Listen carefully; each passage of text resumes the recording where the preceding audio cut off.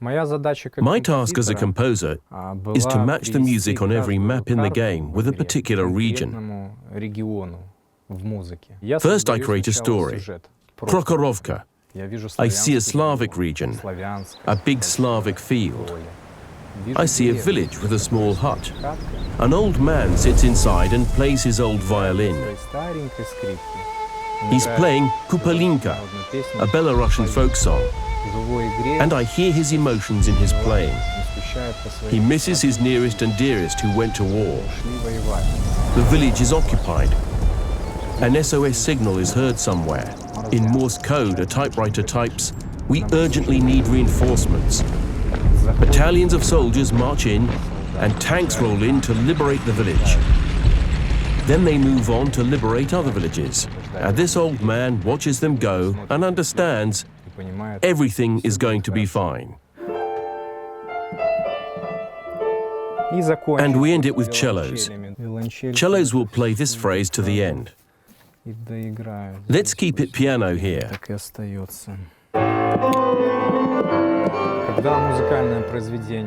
When this piece of music is ready, we create scores and go to Prague to record it with an orchestra.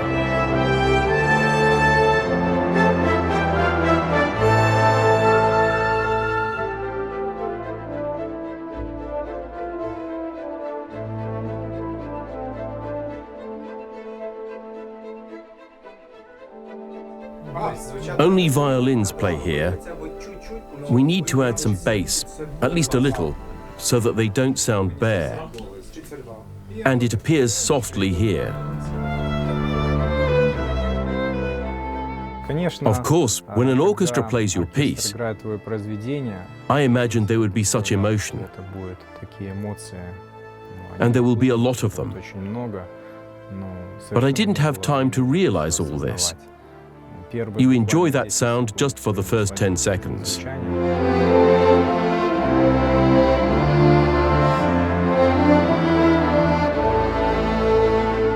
And then the work begins.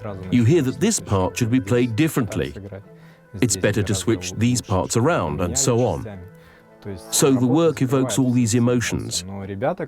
But even the guys that came with us shed a few tears. I understand why that is. Because an orchestra playing live, even if there are no microphones, it's just...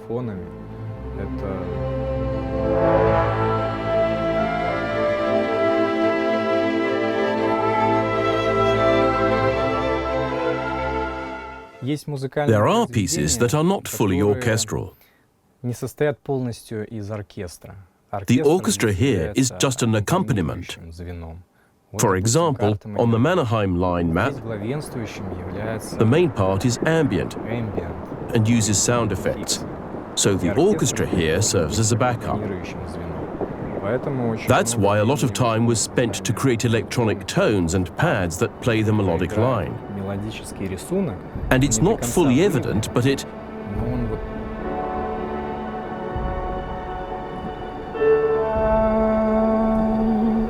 lingers on, it changes from one to another.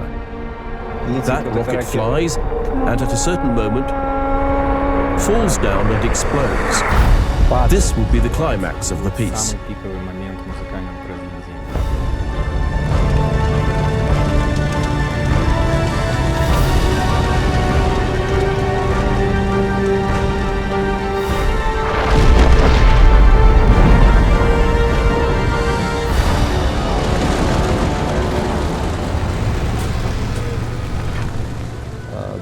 When main melodic lines are recorded, when they are recorded with the orchestra, they are sent to me.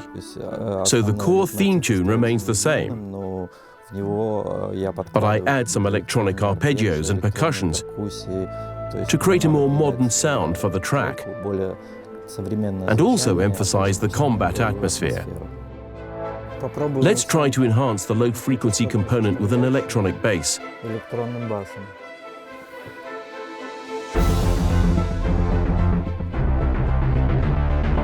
With a filter. Sounds good. Now drums.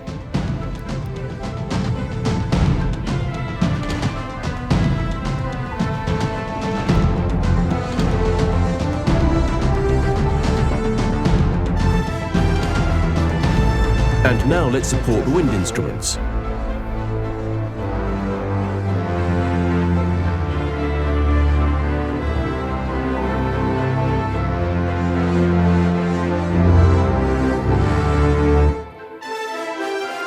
Good, now all at once.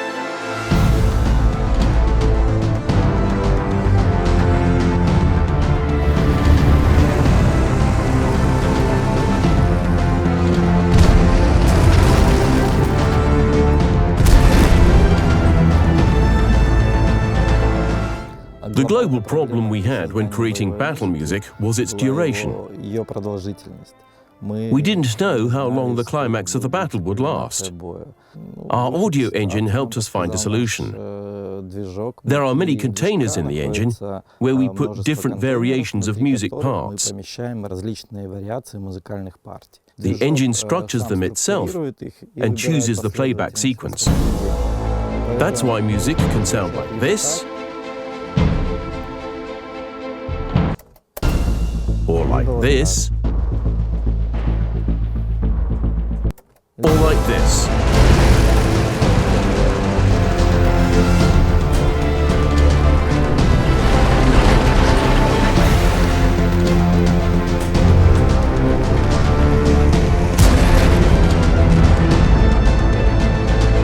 The battle music needs to reflect the situation in the game.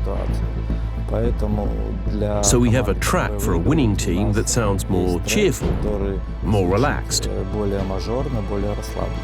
For the losing team that needs to mobilize and pull themselves together, we have more intense and dramatic music, so that players remain in suspense and try to carry the battle.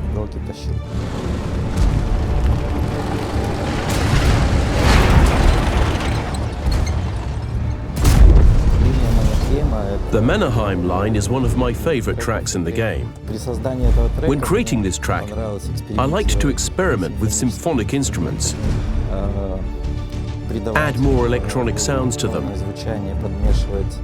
mix them with cold pads, and, of course, I liked to experiment with female vocals. There should be no words at the beginning, just whispering, just a hint. It sounds like a flight of a Valkyrie. The shamans are chanting spells, and at the climax, when the voice breaks out, it gives you shivers all over your body.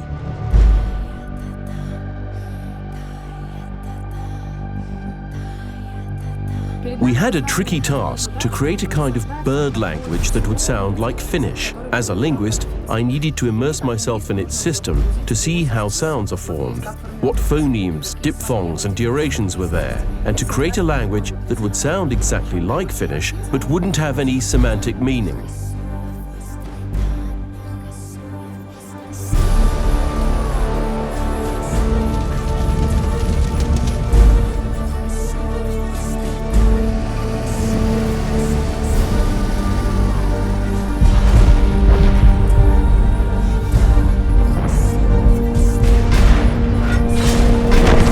So it hits even harder. It gets more intense, and you can see by the curve that it gradually enhances the presence of the singers, gaining more and more power. They go together with the orchestra as if together with the conductor. And here's the climax, the loudest part. And there it goes. So what does a sound producer do? First of all, I start my mixing. But how do I start it? I imagine a stage and start arranging musicians there. For example, I take the violins and put them to the left where they are in real life. There are wind instruments a bit to the back and to the right. The vocalists are at the center, the solo violin too. Drums can be spread out in the background, and a violin to the left, yeah. Now it's to the right. I put it there, see? Center at the center. We get the surround sound of the violins. And the second step, I start balancing the volume levels. I put emphasis on some main instruments. For example, a solo violin. It's the main instrument, so it should be the loudest. So I bring it to the forefront. Next, I can put the string group, the drums will be even further, and so on. So the main task is to arrange all this beautiful sound together. And the sound producer or post-production mix engineer, it doesn't matter what they are called, they have a heavy load on them. The outcome depends on them, whether the track becomes worse or on the contrary it becomes better and underlines everything that its author has put into it. Recording the sound material doesn't mean anything. It's a set of sounds. And then we get all this beauty with the help of post-production.